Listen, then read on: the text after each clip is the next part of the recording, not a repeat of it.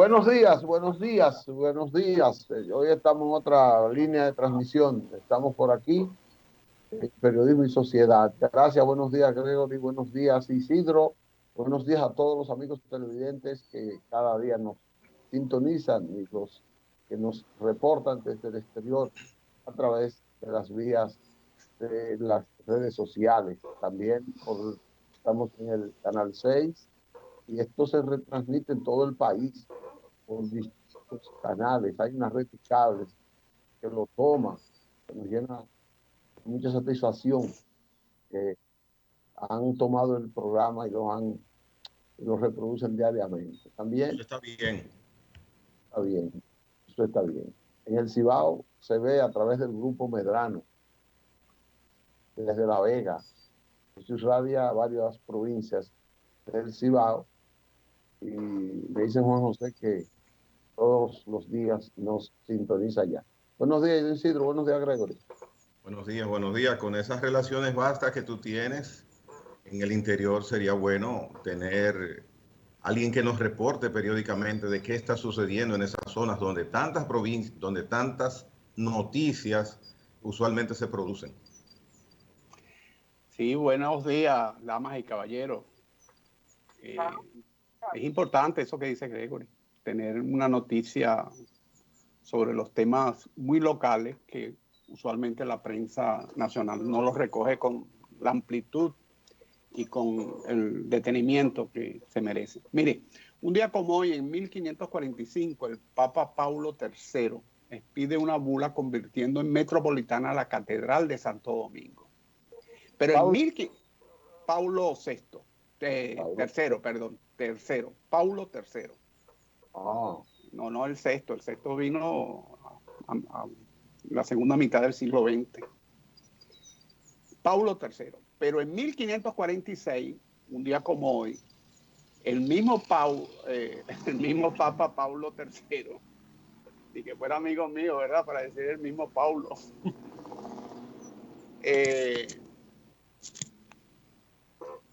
da una bula donde funda la Universidad Santo Tomás de Aquino, que hoy lleva el nombre de la Universidad Autónoma de Santo Domingo, pero también crea la Arquidiócesis de Santo Domingo y le fueron asignadas como sufragánea la de La Vega, la Concepción de La Vega,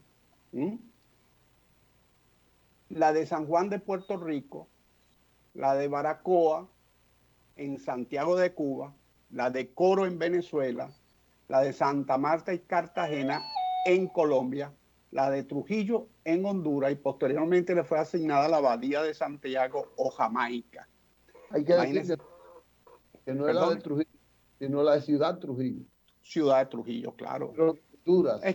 Sí, es que Trujillo es una ciudad de la región de Extremadura en España. Mucha gente de Extremadura vino aquí a América y por eso que hay muchas ciudades Trujillos en América. Hay Trujillo en México, en Honduras, en Venezuela y es una ciudad, Trujillo y Mérida son las dos principales ciudades de la región de Extremadura y por eso esos dos nombres se replican en América porque muchos colonizadores y fundadores de ciudades eran de esa región. Sí, imagínense ustedes la importancia de la iglesia dominicana en esa época. Pero un día como hoy nace el ingeniero agrónomo, empresario y político dominicano Silvestre Antonio Guzmán Fernández, quien fue parte de esa importante historia parte de esa época del siglo XX, donde se recuperó para la República Dominicana la vía democrática. Él es el primer presidente que sucede después de los 12 años de Balaguer, en medio de una crisis internacional donde intervino el presidente Jimmy Carter, intervino el presidente Mitterrand, intervino el presidente Carlos Andrés Pérez de Venezuela, Mitterrand de Francia y Jimmy Carter de los Estados Unidos, y donde tuvo una actuación importante José Francisco Peña Gómez. Pero yo creo que de eso mejor nos puede hablar don Licho. Le cedo Gregorio no puede hablar. Gregorio es más viejo que yo. Sí, pero pero es menos activo en política que usted, creo yo. Debemos sacar que don Antonio no era profesional, no era ingeniero, no era agrónomo, Era era agrónomo. agrícola. Don Antonio era un comerciante de productos agrícolas, que fue gerente de una empresa que se dedicaba primero a la venta de productos agrícolas y luego de, de productos de electrodomésticos, que fue la Curacao, en Santiago. Entonces, Antonio, su fuerte era la producción agropecuaria, en Moca, en La Vega y en parte de Santiago. Todavía creo que en Jamao al Norte tiene fincas extensas, tiene la familia, productoras de café. Él era un gran productor de café en ese tiempo, también de tabaco. Don Antonio entró a la política con el PRD, cuando vino el PRD aquí, fue escogido por su amplio respeto en el Cibao, en el comercio del Cibao, en el 1962, fue escogido como el ministro de Agricultura de Juan Bosch en ese tiempo. Pero él no era agrónomo, él era un productor, comerciante del sector agropecuario. Entonces, por ese gran respeto que tenía en el Cibao y todo, fue valorado como el presidente para salir de la crisis en 1966, cuando la guerra de abril. Él no aceptó porque le pusieron condiciones que él entendía que era muy eh, oneroso para la dignidad del país. Entre esas condiciones estaban la de que todo el que había liderado la guerra de abril desde el sector constitucionalista fuera deportado o fuera eliminado, cosa que él no aceptó, además de que iba a estar gobernando con una tropa de apoyo, que era la tropa norteamericana, a lo que aceptó Balaguer. Y él no aceptó. Ahí es que sale entonces Luis Amaya Mathieu como el presidente interino provisional del país. Después, don Antonio siguió la lucha política con estos principios democráticos y fue escogido candidato presidencial en sustitución de Juan Bosch, o no de Juan Bosch, sino en una nueva eh, agrupación que se formó a la renuncia de Bosch del PRD en el 73 y a la renuncia de Bosch de un bloque de oposición que se había conformado, que le llamaba Bloque de la Unidad Nacional. Bosch renunció y entonces formó, el doctor Peña Gómez encabezó un movimiento que se llamó el Acuerdo de Santiago, del que fue candidato presidencial don Antonio Guzmán, precisamente por ese abolengo, ese respeto y esa historia que tenía. El vicepresidente fue otro hombre de aquí de la capital, de alrededor de la capital, era el entorno de Trujillo, en ese tiempo era de San Cristóbal, de la provincia de San Cristóbal, en ese tiempo, era de Monteplata, era Elías Wessing, en ese tiempo Monteplata pertenecía a San Cristóbal, en todo eso. Entonces, pero don Antonio no pudo ser candidato ahí porque las elecciones la dirigió el Ejército Nacional, las Fuerzas Armadas dirigieron las elecciones y en las urnas se apostaron y salían en los cuarteles con el fusil, con una lanilla roja, una lanilla que se usaba para limpiar carros, rojo, y de que la bandera roja en el fusil. Y eso impedía, porque se desató una represión extraordinaria para que la oposición no fuera a votar. Ahí sale un señor que se llama Homero Lajara Bulbo, que era presidente de un partido. Él era, tenía un cargo en la Marina, había tenido un cargo en la Marina, creo que como Dodo se llamaba, no sé, que era un cargo de alto nivel en la Marina. Y entonces él se prestó a ser candidato para Balaguer. Entonces le hizo el contrapeso a Balaguer y Balaguer, evidentemente, unas elecciones que la prepararon para él, pues ganó ahí.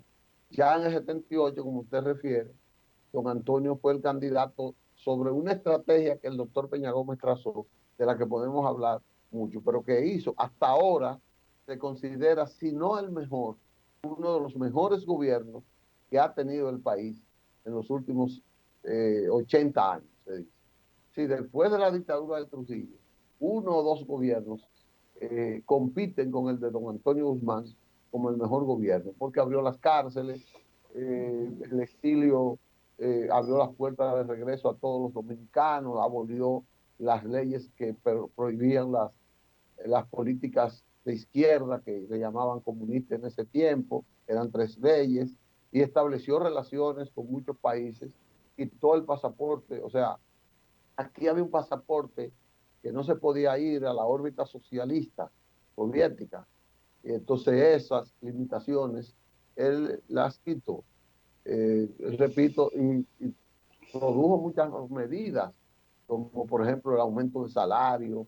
Aquí se ganaban 60 pesos de sueldo mínimo, él lo llevó a 125. Él también, él quitó la cúpula militar, que era la que sostenía ese gobierno de Balaguer, la quitó el mismo 16 de agosto. Nacionalizó la Rosario Dominicana, que era una empresa que estaba en manos extranjeras, él la nacionalizó y tuvo también el valor de recuperar con el doctor José Rafael Abinader como el Contralor General de la República, de recuperar 37 millones de dólares de una compañía extranjera que gerenciaba, que se empoderó del este del país prácticamente, se llamó la Wolfgang Western. Ellos habían dejado de pagar 37 millones de dólares y ese gobierno se lo cobró y lo puso a hacer obras en todo el este. Fue un gobierno bastante productivo, bastante querido por el país en ese tiempo. Le pusieron, perdón, y ya con esto termino, porque usted me abre el grifo y yo me paso. En ese tiempo había un campeón mundial de Panamá que era un anestesiador, Mano de Piedra Durán, artista en el ring. Era un orgullo de Latinoamérica, Roberto Durán, Mano de Piedra. A él le pusieron Mano de Piedra Guzmán. Está bien, excelente. Bueno, con esa disertación suya culminamos las efemérides de hoy. Y quizás de esa época tuvo una gran actividad una persona que ayer fue reconocida por el presidente de la República, Rafael Fafa Taveras, que ayer fue condecorado. ¿Ya reconocieron a Fafa ayer? Sí, le dieron la orden Duarte Sánchez y Mella en qué honra, orden de comendador. Tengo que llamar a junto a otras también personalidades. Hubo 5 personas más reconocidas. De los presos, Fafa fue de los presos liberados por don Antonio. Sí, por eso le traje a colación. Como dice bien Gregory, no fue solamente don Fafa, ¿no? Que yo creo que es uno de los cerebros mejores amueblados que tiene la República Dominicana. Pues vamos además, a una parte. Además de su historial. Que Gregory parece que tiene más dominio de esa parte. Sí, ahí es que fueron varios. No, es solamente con lo de dice Isidro, el reconocimiento que hizo el presidente ayer con la orden de Duarte Sánchez y Mella. Está Manolín Báez, Cucuyo Báez Pérez. Manolín Báez. Sí. Está Fidelio de Pradel. Hay una dama también.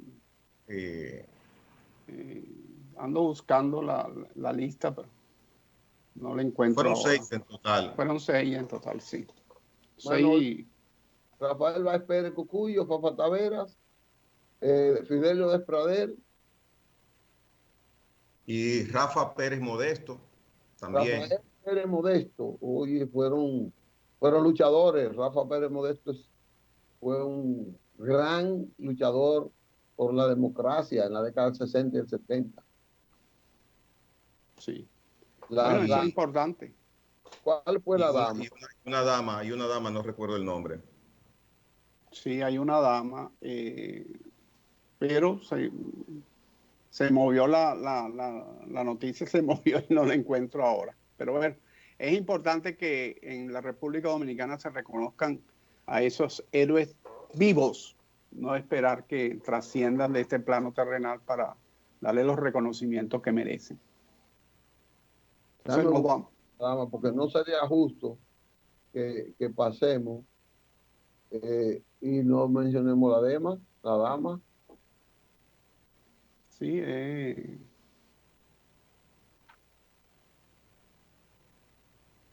Porque Fue un acto así, muy bonito en el Palacio Nacional que se realizó aquí al está, caer el día ayer.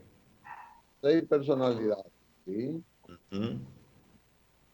Aquí dice que Víctor Manuel Báez, que Manolín, está Rafa Taveras, está Ana Josefina Padilla, una distinguidísima profesora. Ana Josefina Padilla fue la primera mujer candidata a vicepresidencial que tuvo el país en 1962. El partido, creo que era Machete Verde, social cristiano. Ana Josefina Padilla, una ilustre dama del país. Ilustre. sí. Bueno, ya con esto creo que nos vamos a la pausa, ¿verdad? Sí, vámonos a la pausa, que ahora sí nos merecemos eso.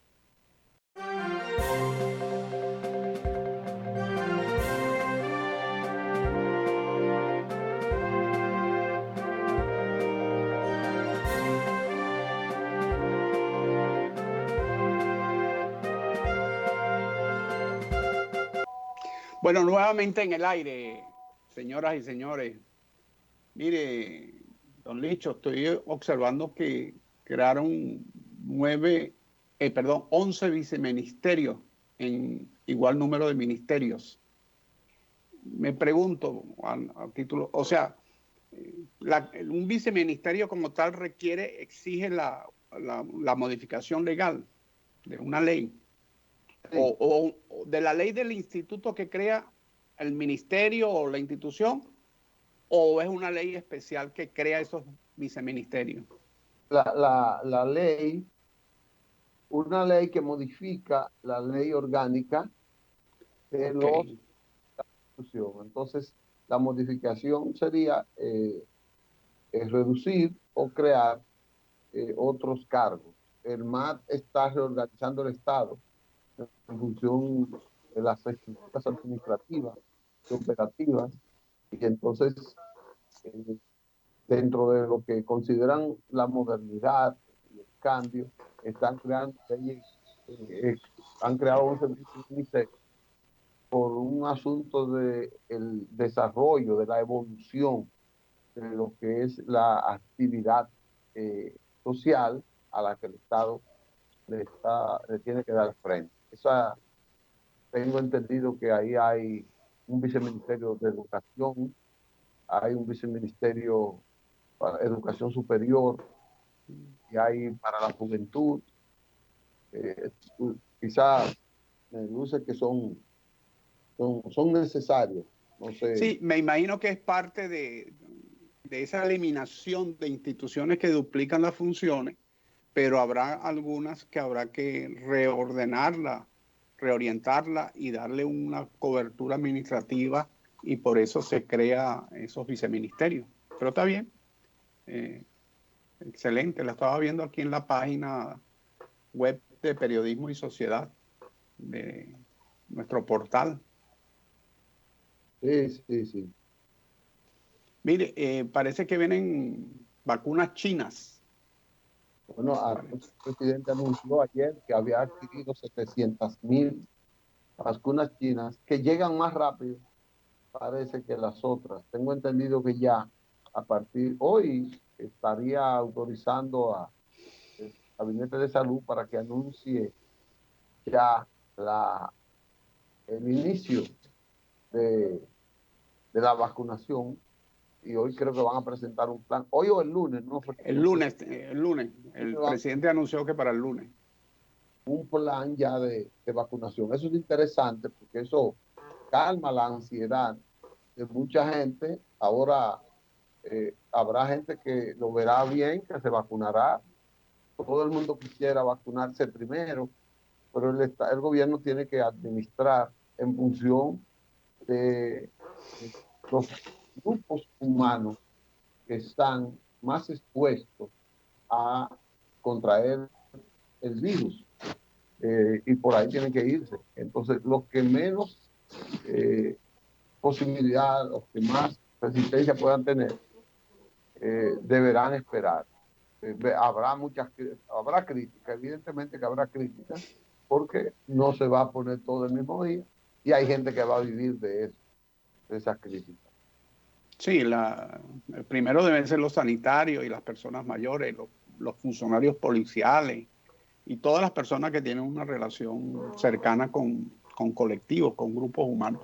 Mire, según una tabla que publican aquí, Argentina ha vacunado hasta ahora a 337.000 personas, que significa menos del 1% de su población. Bolivia 3.500, que significa el 0.03. Brasil 4.069.677, que significa el 1.91. Canadá 1.150.000, el 3% de su población. Chile 1.025.000, el 5% de su población. Costa Rica 46.000, un poco menos del 1%. Ecuador 6.000, es una nimiedad.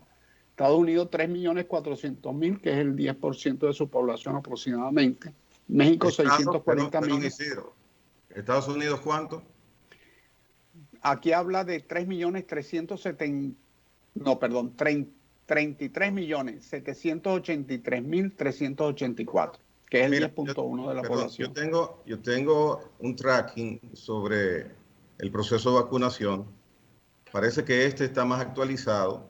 En la actualidad me da que hoy Estados Unidos tiene 46.400.000 personas vacunadas para un 14% de la población.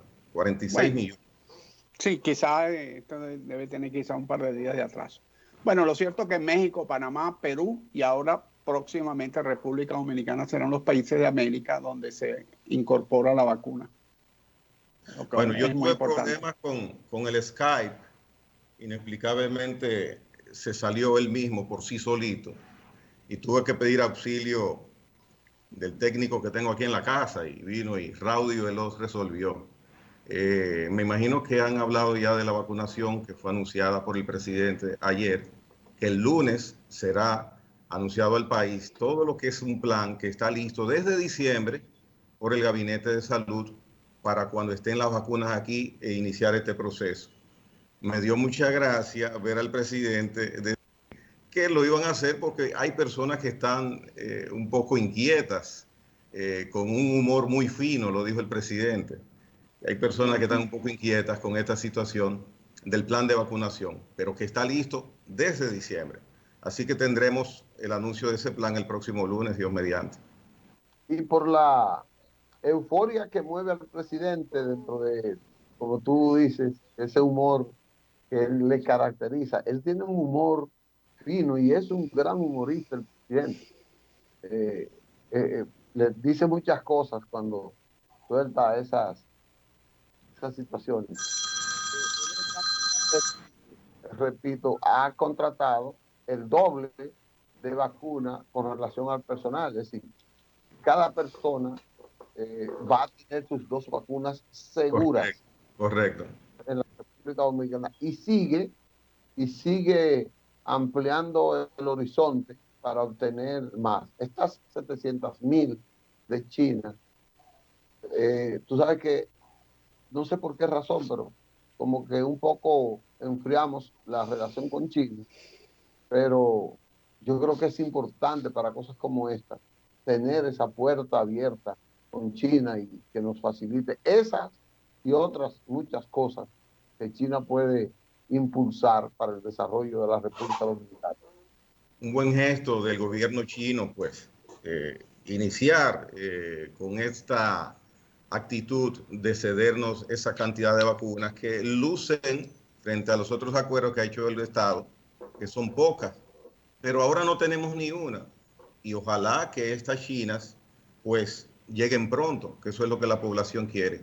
Y cuando lleguen las vacunas, no sé si se ha mencionado, pero no he tenido la oportunidad de escucharlo. Me gustaría que dentro de las prioridades militares, policías, personal médico, las personas de mayor edad con problemas también de salud, se agregue a los profesores, al personal docente de la República Dominicana, para así tener nosotros la oportunidad de cuando tengamos que volver, ojalá sea lo más pronto posible, a la semipresencialidad en las clases o a la presencialidad cuando se pueda, pues ya los profesores sean un escudo protector para nuestros niños.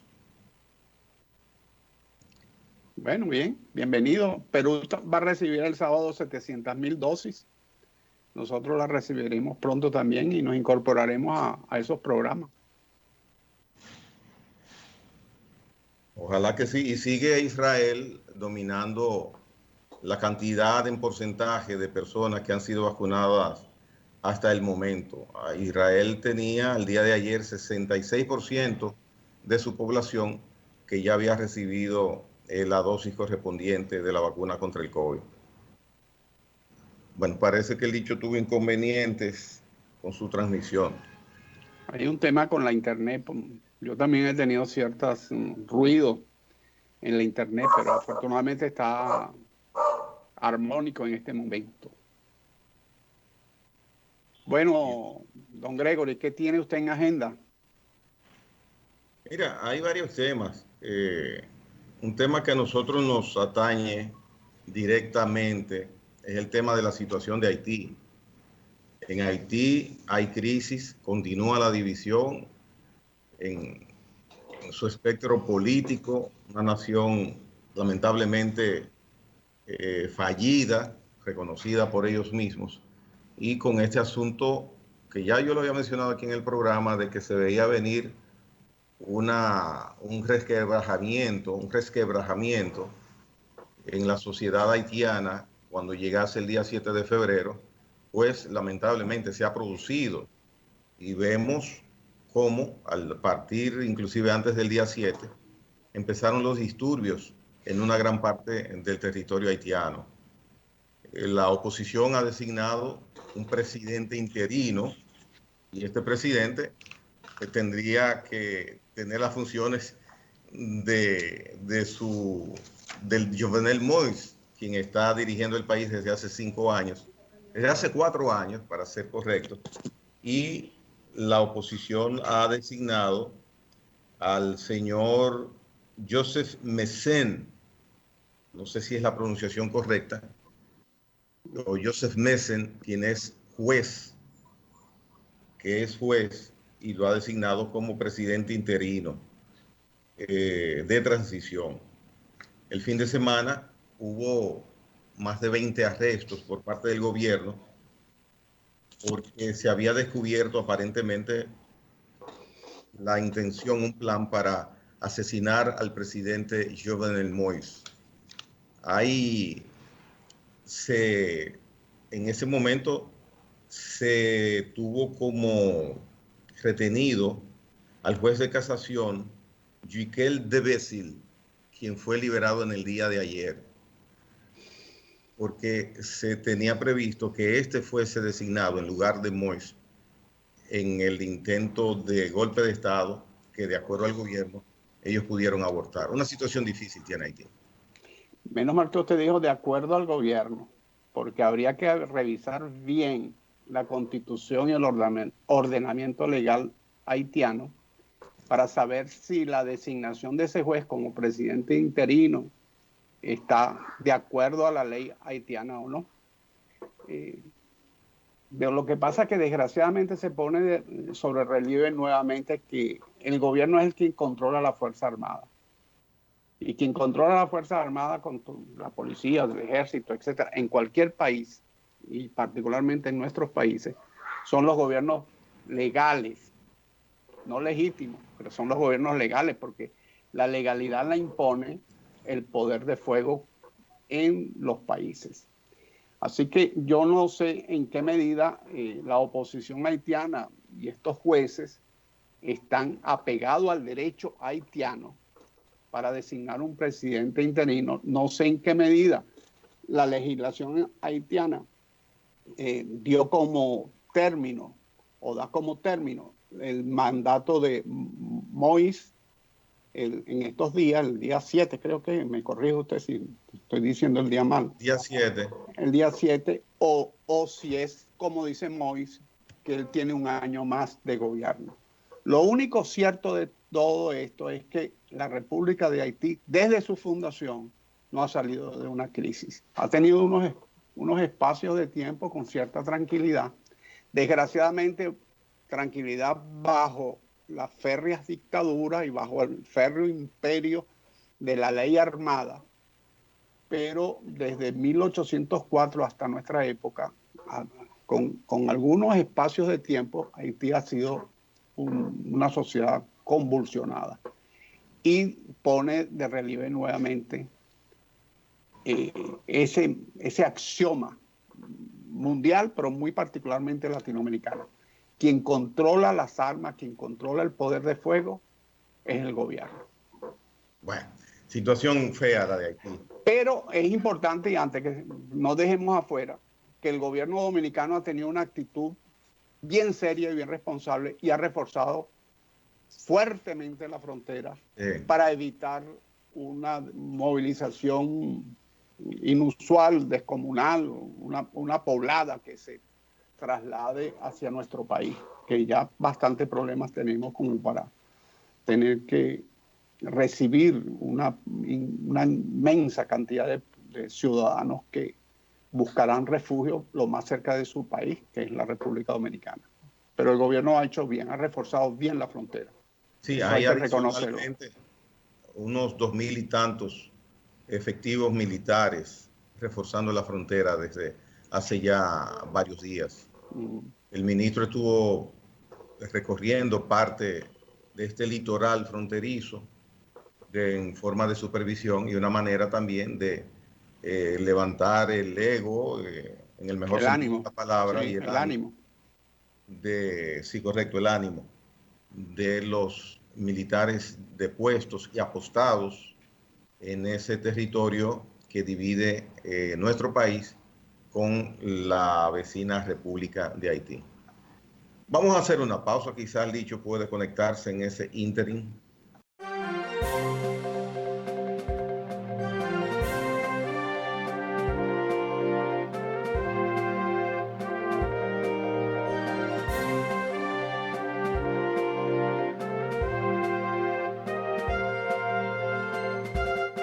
Bueno, nuevamente en el aire, don Gregory, señoras y señores. Mire, un día como hoy... Decir que ya se logró la reconexión de don Licho. Mire, el año pasado, en esta fecha, se aprobó un documento que fue escrito el 2 de febrero. Voy a leer. Don Licho está dando la vuelta, parece un astronauta dándole la vuelta a la Tierra. Mire, le voy a leer este pequeño párrafo y después le digo quién firma el documento. Se van a enterar rápido y a cuenta de qué. Nuestro sueño es el de una Amazonía que integre y promueva a todos sus habitantes para que puedan consolidar un buen vivir. Pero hace falta un grito profético y una ardua tarea por los más pobres. Porque si bien la Amazonía enfrenta un desastre ecológico, cabe destacar que un verdadero planteo ecológico se convierte siempre en un planteo social que debe integrar la justicia en las discusiones sobre el ambiente para escuchar tanto el clamor de la tierra como el clamor de los pobres. Esto lo firma el Papa Francisco y fue el producto del sínodo sobre la Amazonía que se dio en Roma, que es un documento importantísimo, no solamente por el contenido ideológico que conlleva desde el punto de vista de la defensa del débil social, del débil jurídico, sino también porque en ese documento se deja que se permite las diaconisas en la región del Amazonas y se permite incluso seglares que puedan tener actividad que eran propias de los presbíteros, de los curas. Así que es importante ese documento. Ya. Bueno, miren, a mí como ciudadano dominicano y residente en mi país, porque he tenido oportunidades que no he estado aquí, poco tiempo, por suerte, Me está preocupando algo con la situación de la Policía Nacional y los ciudadanos. Y verdaderamente tengo una confusión. Si es que tenemos una policía que está exacerbada, que está muy irritada y que producto de quizás no un entrenamiento que ningún país del mundo lo tiene para esta situación de enfrentar personas que están hacinadas, confinadas durante tanto tiempo por una pandemia, no pueden enfrentar situaciones con esta población. Lo digo por los repetitivos actos que se producen de actuaciones policiales donde resultan agredidas, maltratadas o vejadas personas de distintos índoles sociales. Entonces mi confusión viene porque también veo que la población es irrespetuosa hacia la autoridad policial, inclusive con agresiones, sobre todo agresiones físicas de mujeres. Las mujeres no piensan un segundo en agredir a un policía con una botella, con pedradas, con puños, con lo que sea. No lo piensan dos veces cuando hay esas situaciones, básicamente en el periodo donde está terminando o iniciando el toque de queda. Entonces, esto debe prestársele atención. Supongo que el superior gobierno, el ministro de Interior y Policía, el mismo presidente de la República, la vicepresidenta, están tomando cartas en la atención que debe merecer este asunto. Hay situaciones que uno las ve de lejos y uno dice, pero es una injusticia de la policía. Sí, pero hay que ver el sentir y la posición en que ese policía ha estado llevado a un límite y en determinado momento reacciona con su afán y su interés de que esas personas, por cuidarlas, no estén en las calles.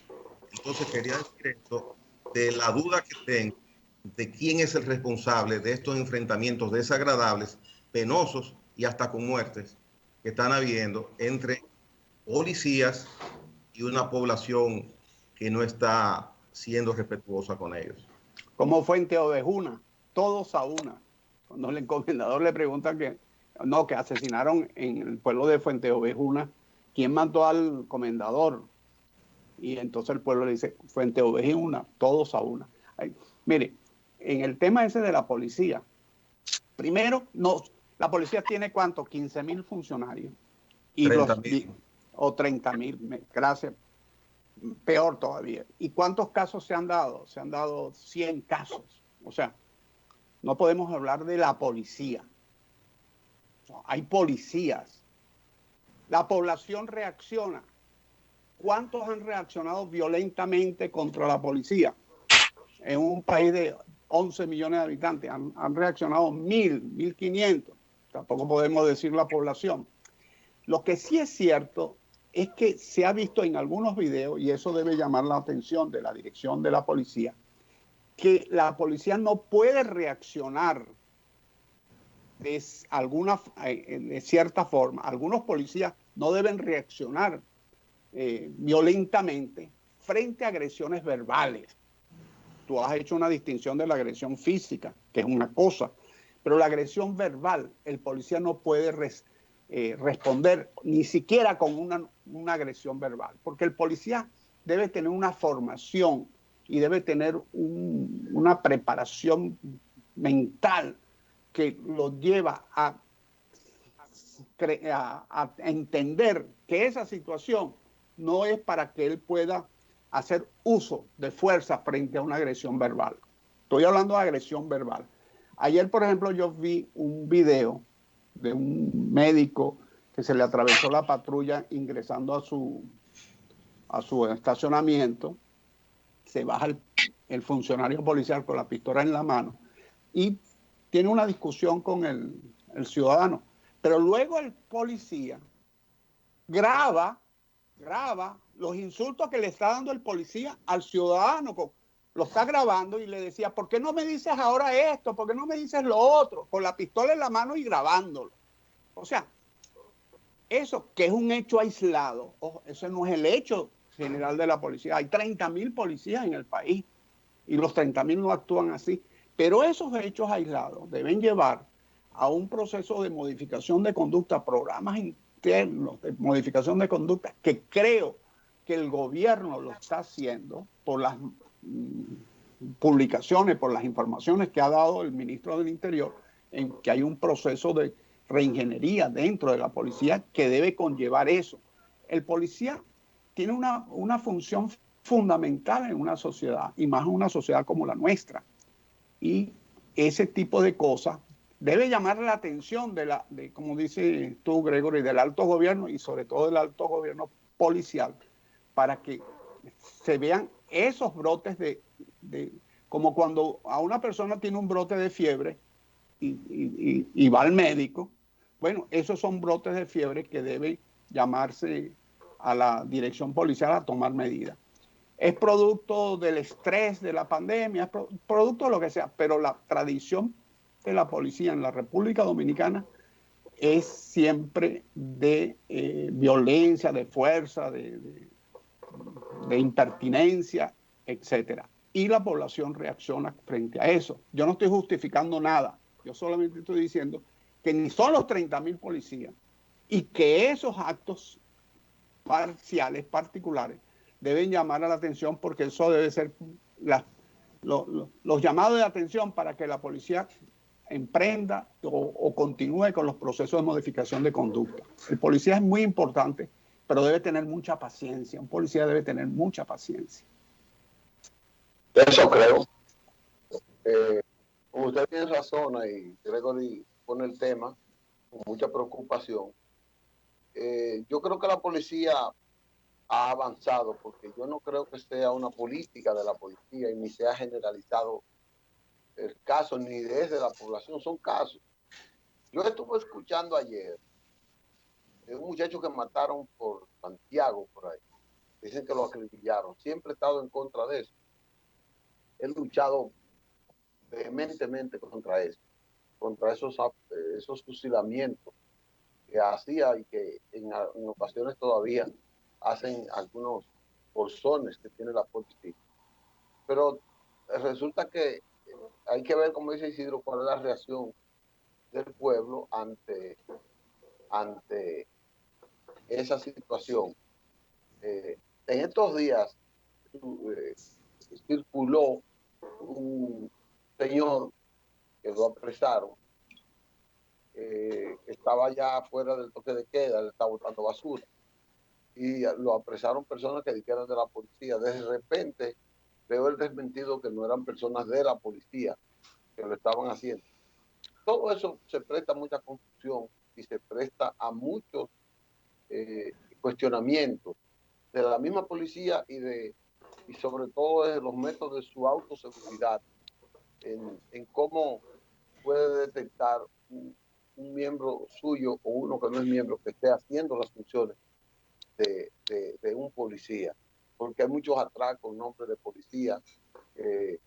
Ese DICAN era un antro de delincuentes ahí, vestidos de policía, pero además era un lugar donde se aposentaba gente que haciendo de policía hasta alquilaba sus armas ahí.